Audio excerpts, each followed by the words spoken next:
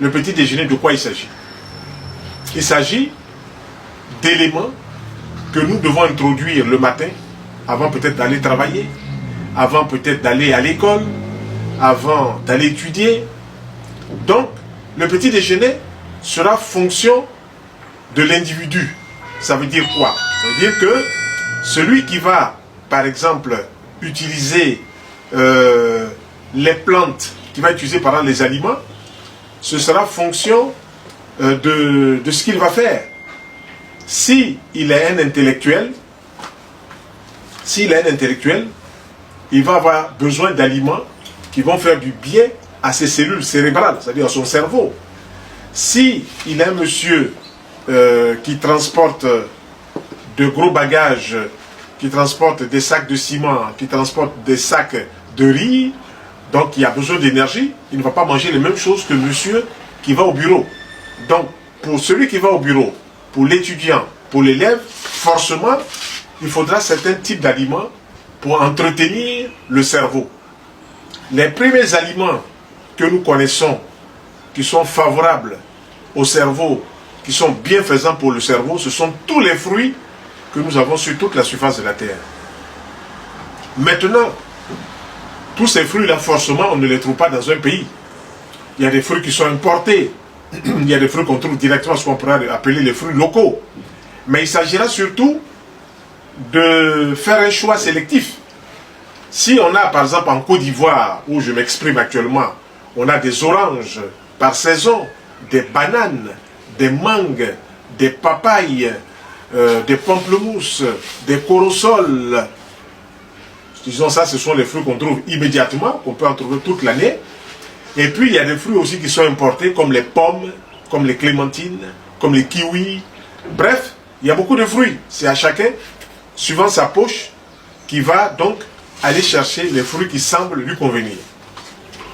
Si l'étudiant, qu'il soit l'enfant du cours préparatoire première année, ou de la maternelle, ou l'enfant du secondaire, et ensuite les gens même de l'université, s'ils apprennent à manger des fruits au petit déjeuner varié, qu'est-ce qu'ils vont avoir? Ils vont avoir de l'énergie vitale pour le cerveau. Donc, ils auront un bon rendement cérébral et ils pourront forcément mieux s'exprimer, mieux assimiler. La cellule cérébrale n'a pas besoin de viande en tant que telle. La cellule cérébrale n'a pas besoin de riz en tant que telle. La cellule cérébrale n'a pas besoin d'attiéké, la semoule de manioc en tant que telle. La cellule cérébrale n'a pas besoin de banane cuite, banane plantain en tant que telle. Ce dont la cellule a besoin immédiatement pour bien se développer, pour être dynamique, pour être alerte, ce sont tous les fruits qui sont juteux, ce sont tous les fruits qui peuvent apporter du glucose, du fructose, donc des sucres de bonne qualité. Donc j'amène tous ceux qui nous suivent à aller dans cette démarche-là pour développer un cerveau alerte, dynamique et un cerveau qui va rester longtemps en bonne santé. Je vois des personnes qui aujourd'hui ont 40 ans, 45 ans, 50 ans, ont déjà des troubles de mémoire. Pourquoi? Parce que le cerveau n'est pas suffisamment oxygéné. Et puis en plus donc du cerveau qui n'est pas suffisamment oxygéné, viennent se greffer les problèmes personnels, les problèmes psychosociaux, les problèmes familiaux, les problèmes relationnels. Tout cela ne facilite pas la tâche de ces personnes-là. Donc je vous amène à rentrer dans ma démarche. Ma démarche c'est celle-là, elle n'est pas sectaire. On mange des fruits, on mange des aliments cuits, mais il faut mettre chaque chose à sa place.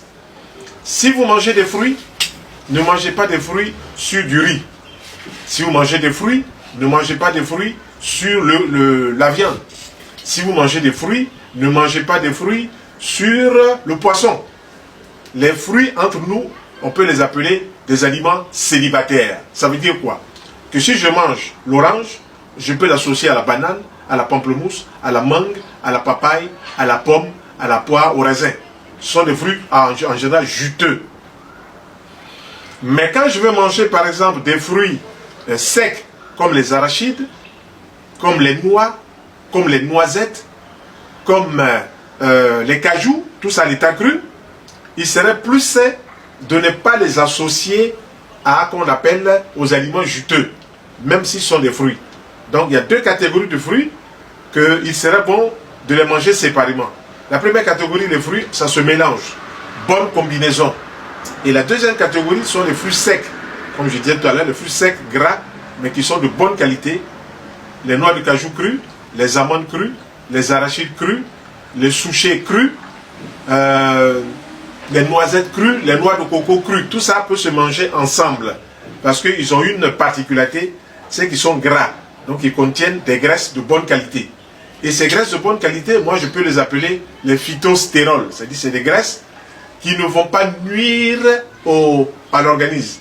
Alors que si on prend des aliments comme la viande qui a été frite de surcroît, on va introduire dans le corps peut-être des phytostérols du côté de l'huile, mais des cholestérols animaux du côté de la viande. Or, on sait aujourd'hui, et on en parle partout, que tous les aliments qui sont cuits, surtout frits, posent problème. Pourquoi? L'huile est chauffée. Ensuite, la viande, qui est une macromolécule, qui est une grosse molécule, quand elle est carbonisée, elle est difficile à digérer. Donc, pour la digérer, il faut introduire des légumes. C'est là où on parle de bonne combinaison. Donc, je reviens toujours à mon petit déjeuner. Si on a mangé des fruits au petit déjeuner, tant mieux. On a eu sa ration d'énergie pour le cerveau et même pour le corps. On mange des fruits, on met une banane dessus. La banane est un fruit énergétique, mais un fruit aussi qui est bon pour le cerveau. Alors, on se retrouve avec un carburant de bonne qualité. Maintenant, en plus des fruits, on peut ajouter certains laits. Nos préférences vont aux laits végétaux. Le lait de soja. Pourquoi? Parce que dans le lait de soja, il y a une gamme de vitamines, de sels minéraux, il y a une gamme d'oligo-éléments, il y a une gamme d'antibiotiques naturels qui vont faire du bien au corps. Ensuite, il y a le lait de souchet, ce qu'on appelle dans notre langage en Côte d'Ivoire ici le tchongon. Le souchet est un fruit sec qui contient donc des vitamines, qui contient des sels minéraux qui sont bons pour la vue, vitamine A, qui sont bonnes pour l'ensemble des nerfs, vitamine B. Et donc, ce souchet, en le buvant un verre légèrement sucré au miel, en plus des fruits, va nous apporter des catalyseurs, va nous apporter des éléments utiles au bon fonctionnement de notre organisme. Donc, on se retrouve avec un petit déjeuner assez sain, assez substantiel. Maintenant, dans notre démarche, il n'y a pas de sectarisme. C'est-à-dire qu'on ne reste pas seulement aux fruits. Si vous faites par exemple 3 jours ou 4 jours de fruits au petit déjeuner, le 5e jour ou le 4e jour, suivant la démarche que vous allez adopter, vous pourrez utiliser un petit déjeuner cuit. Nos petits déjeuners cuits, on privilégie d'abord le pain complet, on privilégie le pain de seigle, on privilégie le pain de soja, et chacun de ces farineux vont nous apporter quoi? Vont nous apporter de l'énergie.